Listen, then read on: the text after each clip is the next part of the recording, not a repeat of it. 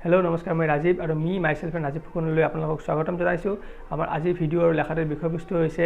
বিটকইনৰ আভ্যন্তৰীণ কাৰ্যপ্ৰণালী আৰু ইয়াৰ সিকিউৰিটি ব্যৱস্থা ইয়াৰ আগৰ ভিডিওত মই আপোনালোকক বিটকইনৰ বিষয়ে জনাইছিলো আপোনালোকে যদি আগৰ ভিডিওত নাই চোৱা তলৰ ডেসক্ৰিপচনত মই ভিডিওটোৰ লিংকটো আগবঢ়াইছো আপোনালোকে তাত গৈ চাই ল'ব পাৰিব আৰু আপোনালোকৰ যিসকল ইন্টাৰনেট স্লো ভিডিও চাবলৈ অসুবিধা পায় তেওঁলোকৰ বাবে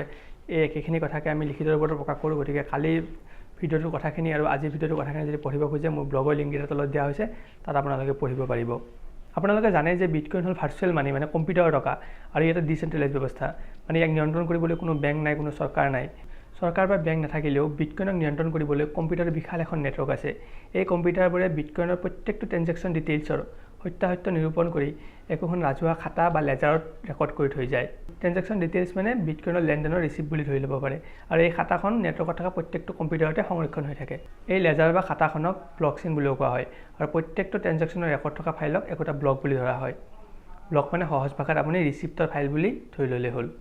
এইখিনিতে মই এটা কথা উল্লেখ কৰি থৈ যে এই লেখাটো আৰু ভিডিওটো মই সকলো পৰ্যায়ৰ পাঠকৰ ওচৰলৈ যোৱাটো বিচাৰোঁ সেয়ে টেকনিক্যাল ওয়াৰ্ড কিছুমানৰ হলনি মই ইয়াতে আমাৰ পৰিচিত শব্দ কিছুমান ব্যৱহাৰ কৰিবলৈ চেষ্টা কৰি যাম ব্লকচেইন বা খাতাখনত আদিৰে পৰা আজিলৈ প্ৰত্যেকটো ভেৰিফাইড ব্লক এটা পাছত এটাকৈ সংযোজন কৰি যোৱা হৈছে নতুন ব্লক এটা ব্লকচেইনত সংযোজন কৰাৰ আগতে তাক এটা হেছলৈ ৰূপান্তৰ কৰি লোৱা হয় মই চেকচামৰ ওপৰত ডিটেইলছ ভিডিও এটা বনাম চেকচাম কি জানিলে আপোনালোকৰ হেছৰ বিষয়ে বুজাত সুবিধা হ'ব এতিয়া মই এইখিনিকে কৈ থৈ যে হেজ হল নতুন ব্লকটো আৰু তাৰ আগৰ ব্লকটোৰ তথ্যসমূহ এটা জটিল সূত্ৰত পেলাই কৰা যোগ বিয়োগ পূৰণৰ ফলাফলৰ নিচিনা বস্তু ব্লক মানে ৰিচিপ্টৰ ফাইলসমূহ ইয়াত বহুত সংখ্যা থাকে বহুত হিচাপ নিকাচ থাকে এই সংখ্যাবোৰ এটা জটিল সূত্ৰত পেলাই যোগ বিয়োগ কৰিলে এটা ফলাফল ওলাব আৰু এই ফলাফলটোকে আপুনি হেজ বুলি ধৰিব পাৰে এতিয়া যদি কোনোবা এজন হেকাৰে সেই ৰিচিপ্টৰ কোনোবা এখনত তাৰ একাউণ্টত থকা টকাৰ পৰিমাণ বঢ়াই দিয়ে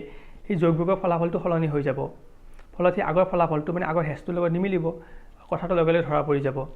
যেহেতু ব্লকচেইনত থকা প্ৰতিটো ব্লক ইটোৰ লগত সেইটো একেবাৰে প্ৰথমৰ পৰাই জড়িত গতিকে তাৰ কোনোবা এটা ব্লক মাজতে হেক কৰাটো একেবাৰে অসম্ভৱ আৰু তাতকৈ অসম্ভৱ কথা কম্পিউটাৰৰ এই বিশাল নেটৱৰ্কখনত থকা প্ৰত্যেকটো কম্পিউটাৰক হেক কৰা কাৰণ প্ৰত্যেকটো কম্পিউটাৰতে মূল খাতাখন বা লেজাৰখনৰ একোটা ফাইল সংৰক্ষণ হৈ থাকে গতিকে বিটকইন নামৰ এই আৰ্থিক ব্যৱস্থাটো একেবাৰে নিৰাপদ বুলি ধৰি ল'ব পাৰি এতিয়া কথা হ'ল এই কম্পিউটাৰবোৰ কোনে নিয়ন্ত্ৰণ কৰে বিটকইনৰ নেটৱৰ্কত থকা এই কম্পিউটাৰবোৰক মাইনাৰ বুলি কোৱা হয় মই আগৰ ভিডিঅ'ৰ লেখাটোত বিটকইন মাইনিঙৰ কথা উল্লেখ কৰিছোঁ আপুনি আপোনাৰ কম্পিউটাৰটোৰ জৰিয়তে মাইনিং কৰিব পাৰে মাইনিং শব্দটোৰ অৰ্থ হ'ল খনন কৰা মানে খনিজ সম্পদৰ সন্ধান কৰা এই প্ৰক্ৰিয়াটোক মাইনিং বোলাৰ কাৰণ হ'ল নতুন ব্লক এটাৰ সত্যতা নিৰূপণ কৰি মানে ভেৰিফাই কৰি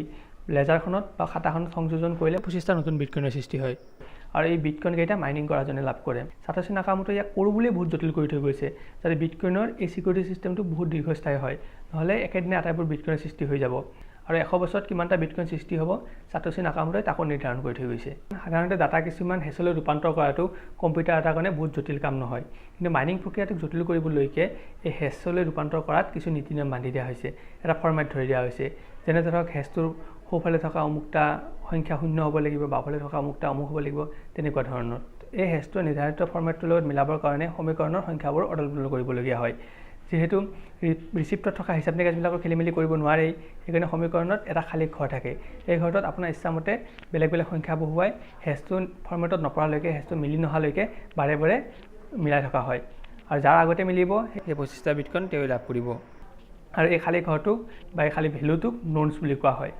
প্ৰথমতে মানুহে ঘৰতে থকা ল্যাপটপটোৰে মাইনিং কৰিব পৰা আছিল পিছত ব্লকৰ সংখ্যা বাঢ়ি যোৱাত গ্ৰাফিক্স কাৰ্ড ব্যৱহাৰ কৰিবলৈ ল'লে কিন্তু গ্ৰাফিক্স কাৰ্ডে বেছি ইলেক্ট্ৰিচিটি খৰচ কৰাৰ কাৰণে ই ব্যৱহাৰৰ অনুপযোগী হৈ পৰিল আজিকালি মানুহে কম ইলেক্ট্ৰিচিটি খৰচ কৰা বেছি শক্তিশালী ডিভাইচ ব্যৱহাৰ কৰিবলৈ লৈছে যেনে ASIC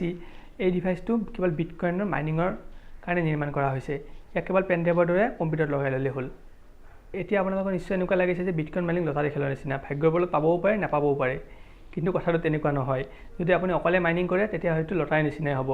আজিকালি সমূহীয়াভাৱে বিটকইন মাইনিং কৰা হয় আপুনি বিটকইন সফটৱেৰলৈ গ'লে কাষত কিছুমান গ্ৰুপ দেখিবলৈ পাব এই গ্ৰুপবোৰক পুল বুলি কোৱা হয় যেনে সুইমিং পুল এই পুলবোৰত যোগ দি আপুনি তেওঁলোকৰ লগত মাইনিং কৰিব পাৰে ফলত পুলটোৱে লাভ কৰা প্ৰত্যেকটো সফল মাইনিঙৰ ভাগ আপুনিও লাভ কৰিব আপোনাৰ ভাগটো আপোনাৰ কম্পিউটাৰৰ হেডছেটৰ ওপৰত নিৰ্ভৰ কৰিব আজিলৈ ইমানেই আশা কৰোঁ আপোনালোকে কিছু কথা জানিব পাৰিলে